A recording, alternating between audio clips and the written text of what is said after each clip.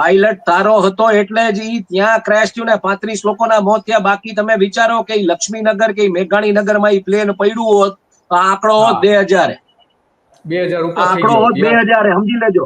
બરાબર. એટલે પોઈન્ટ ઈ છે કે જે કોઈ ઓથોરિટી છે ટ્રાન્સપોર્ટેશનની, director general of civil aviation, ઓલું આ તે સેકન્ડ હેન્ડ વસ્તુ માણસોને જ્યાં ટ્રાન્સપોર્ટ કરવાના છે ત્યાં નહીં હાલે.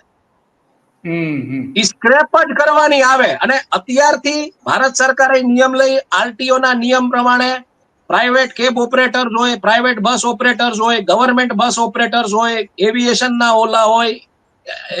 એવિએશન તો આરટીઓ માં ના આવે, એનું તો ડીજીસીએ નું છે. પણ આ બધી ઓથોરિટી, ટ્રેન્સ એવી, એના ડબ્બા એવા, એના એન્જિન એવા, બધું સ્ક્રેપ કરવું જોઈએ.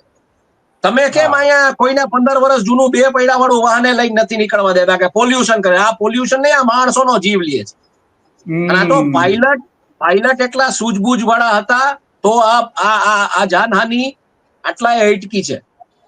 પાયલટ જો સૂઝબૂઝ વાળા ન હોત તો આ શું થયું તેનો તમને અંદાજો નહીં.